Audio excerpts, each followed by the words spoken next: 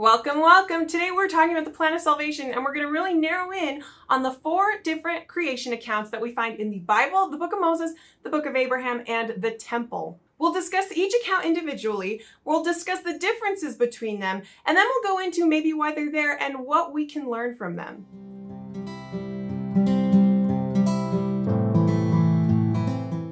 The 4 different accounts are found in the Bible, the book of Moses, the book of Abraham, and the temple. And they bring up all sorts of questions, like why are there differences between these accounts? What are the differences between these accounts? Which account, if any, should we rely on more than others? So here in this chart, I've tried to outline and lay out some of the major differences between the 4 different creation accounts. You've got the one in Genesis 1 through 2, Moses 2 through 3, Abraham 4 through 5, and the temple. Starting with Genesis, our source is of course the Bible. There is no consensus on the dating of Genesis. Some people will say it's as early as 1400 BC and some will go as late as 300 BC. There's really just no consensus of when this text was written. It purports to be a record of Moses, the vision that God gave Moses about creation. Now, whether Moses was the author or whether it was redacted through various scribes and sources, we're not going to really talk about that today. Likewise, because of the difficulty dating Genesis, it's also difficult to determine who the original audience was. In one sense, we assume that the audience is Moses, but in the other, it's the Israelites. Now, whether that's pre-exilic Israelites or Israelites that existed after the Babylonian captivity, we really can't say.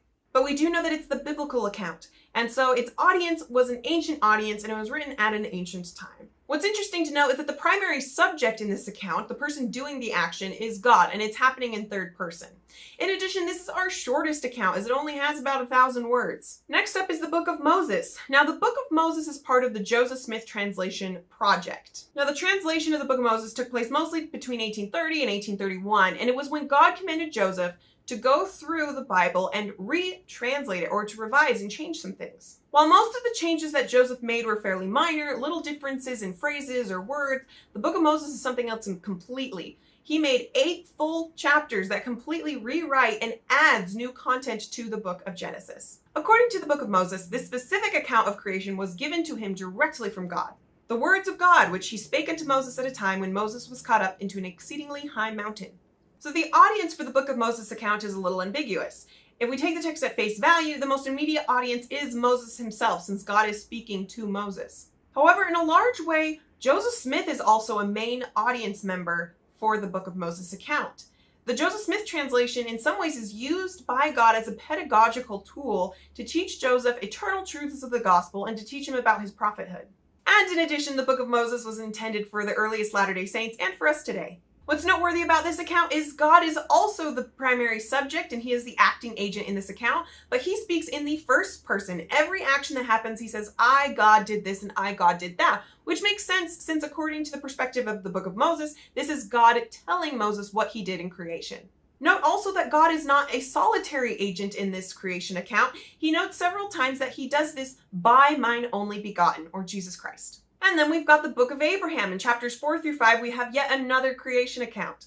The book of Abraham comes from what is known as the Joseph Smith papyri. Joseph Smith and church leaders acquired mummies and papyrus that were traveling through Kirtland in around 1835. The Lord revealed to Joseph Smith the text of the book of Abraham through this papyri. The translation of the book of Abraham began in 1836 and was finally published in 1842 in an issue of the Times and Seasons. We do have some fragments of the Joseph Smith papyri that the church has in its possession. However, it's suggested that most of the papyri probably was lost in the Great Chicago Fire of 1871.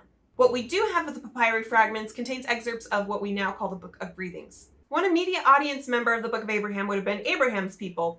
The headnote of the Book of Abraham explains, a translation of some ancient records that have fallen into our hands from the catacombs of Egypt. The writings of Abraham while he was in Egypt, called the Book of Abraham, written by his own hand upon papyrus. In addition, a primary audience could have been Egyptians living around 200 BC, for the papyri can be dated to around this period of time, and it's remarkably a very eclectic and diverse period in Egyptian history, where lots of religions were being syncretized together and shared across various cultures, such as traditions coming from Israel. And again, an audience member could have been Joseph Smith himself as he's receiving revelation and the early saints he's sharing this with.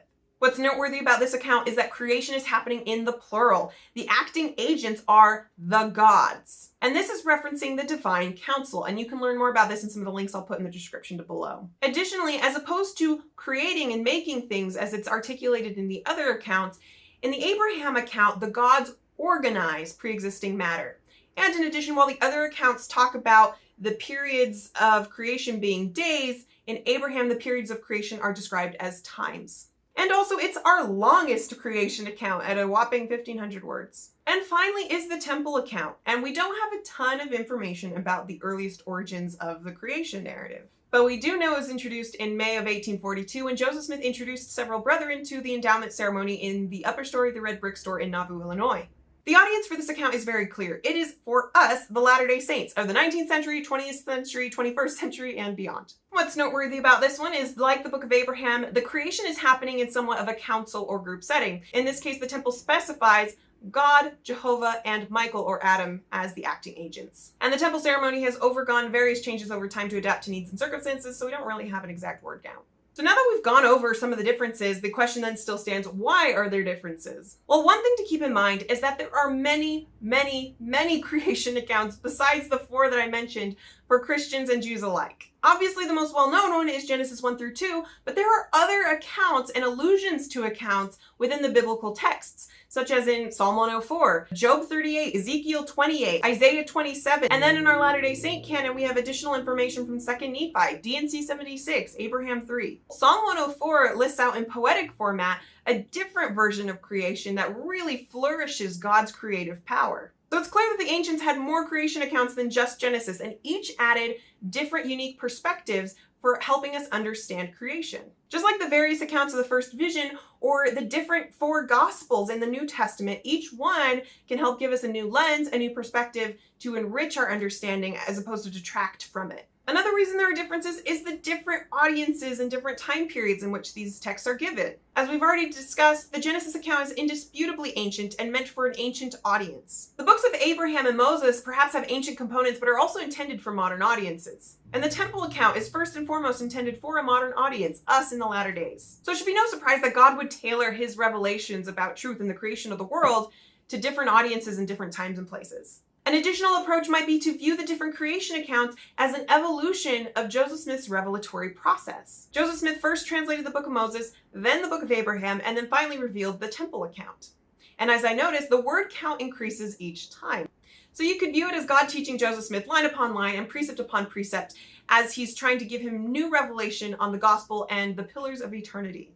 And then finally, what's important to know about these creation accounts is that none of them are meant to be literal descriptions of history. The Bible, the Book of Moses, Book of Abraham, and the Temple were never meant to be textbooks on the history of Israel or the history of geology and physics. Instead, there's strong evidence that all of these texts were intended for ritual purposes. We know that at least in the Second Temple period, and probably also in the first, Israelites were using the Genesis account as part of their sacrificial services. It served as a ritual text. Viewing all these creation accounts as ritual texts has some explanatory power for when you find random seams in the text, or things that seem confusing or out of place, or breaking the fourth wall. All of these things can be indicative of an oral performance or a ritual reenactment of what's going on. In addition to viewing these creation accounts in a ritual way, we also just need to understand that the ancients saw the world so differently than we did. They had a completely different sense of cosmology, or their conception of the universe, or cosmos.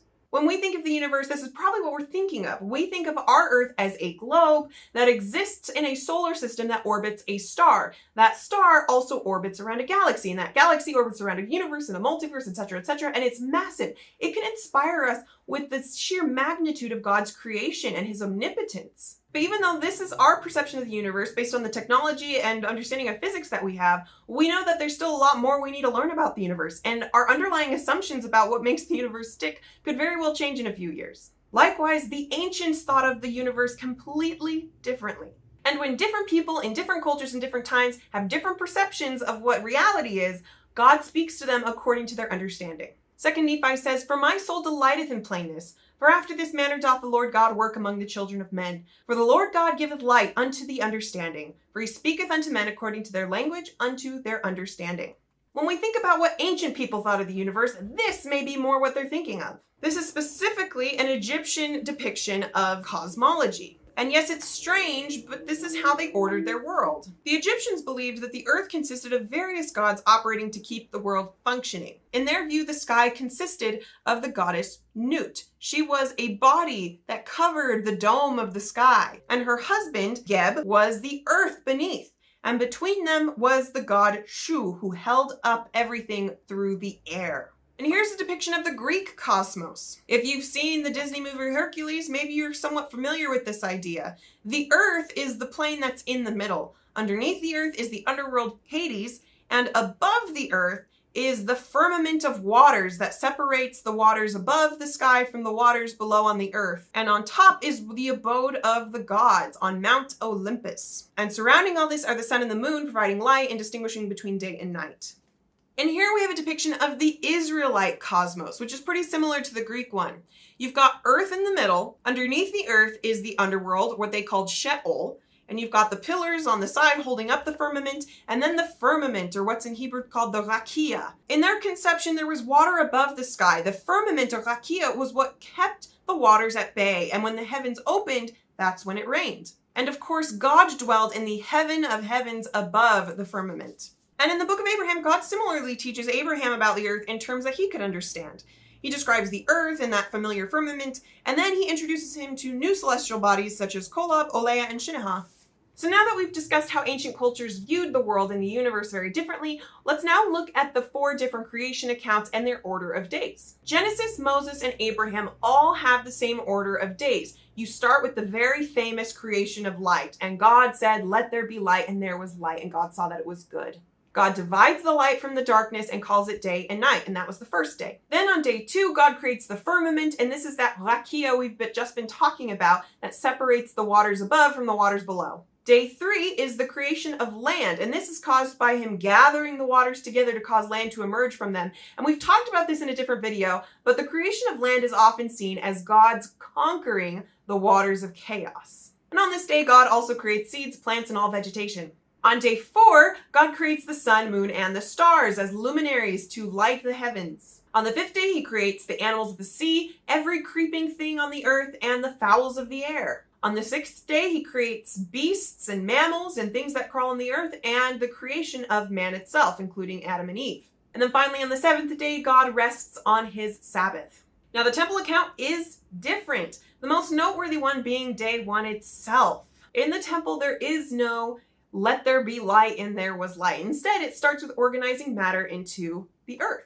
And now this is just my opinion, but I think it makes sense because the temple account was intended for a modern audience. It wasn't intended for an ancient audience who required their cosmology to consist of a dome in the sky and a Sheol beneath and not have a universe around it. Instead, from our modern view, we conceptualize a universe as being vast and our earth being just one part. And so it makes sense in our temple account that the gods instead create first an earth on which to build. In addition, they conflate the creation of light with the creation of the sun, moon, and stars on day 3. And this also makes sense because from a modern perception, we get light from our sun. The rest of the days of creation in the temple are pretty straightforward and follow similarly to the biblical accounts. There's a separation of the lands from the waters, there's the creation of plant life, the creation of animal life, the creation of man, and the Sabbath day of rest.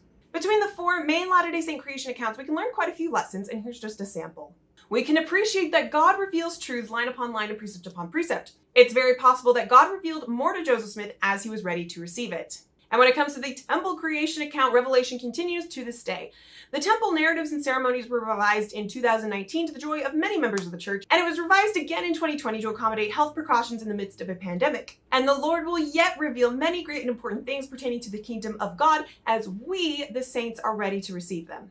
We can also appreciate that God speaks to us in various circumstances and cultures. To the ancient Israelites, he revealed truths about eternity in ways that they would understand.